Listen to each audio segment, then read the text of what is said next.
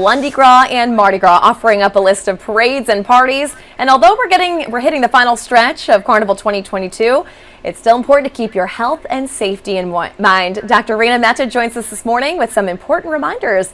Hey, Dr. Mehta, good morning. Good morning. We are in the home stretch, and how are you? I'm good, thank you. You know, as we're always telling people, this is a marathon, not a sprint. We have to remember that. Exactly. So what is the number one piece of advice you'd give people to get through today and tomorrow? Sleep, stay safe with COVID, right? Stay hydrated? Exactly. Sleep, stay hydrated. Obviously, we're all in a period of overindulgence right now, and so just keeping in mind, the more you move, the more you can eat. And so just keep going, try to stay hydrated, and try to take breaks because it can be exhausting out there. Absolutely. You know, you have kind of a fun little comparison here of the things that you may eat along the route and how much exercise you might need to kind of get rid of those calories. Can you give us some examples? Sure. So this may shock some of you, but if you eat one Polish hot dog, that is 2.5 hours of parade marching. If you have one piece of king cake, that is 70 minutes of double stepping.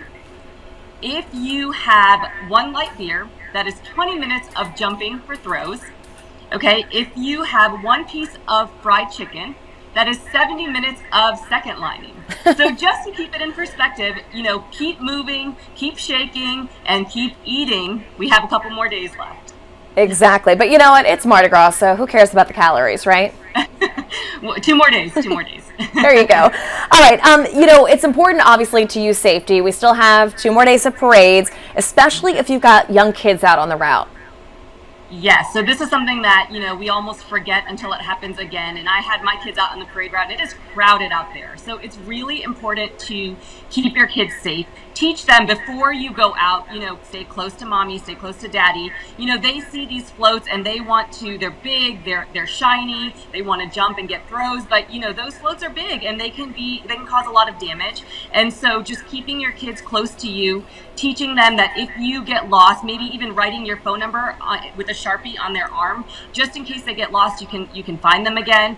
Also, you know, you want to protect your eyes, your face, your ears. You're getting hit with beads, and so maybe wearing sunglasses. Maybe for your little ones, giving them, you know, those child ear muffs just to protect them against the sound. There's a lot that you can do to protect your children because at this time we're in the home stretch and it's crowded out there. Absolutely. Do you see a lot more people come in, you know, being sick after Mardi Gras, young people and older people? Yeah, I mean, we all have to remember we're still in viral respiratory season. So there is a lot of COVID out there. There's a lot of flu, RSV, and other respiratory viruses. And so, you know, we're all crowded together on the parade route, and that is how germs spread. It's through respiratory droplets. So also being mindful of spreading germs, good hand washing, sanitizing, and, you know, to be honest, wearing masks is still okay. You can still wear a mask out there if you're worried about spreading respiratory virus. And not only will it protect you against viruses, but it'll also protect you against filtering out allergens that you might be breathing in as we're turning to spring and the pollen is kicking up. Absolutely, and especially, you know, if you're standing in the dirt, in the neutral ground, you could be more susceptible, I suppose, to allergies.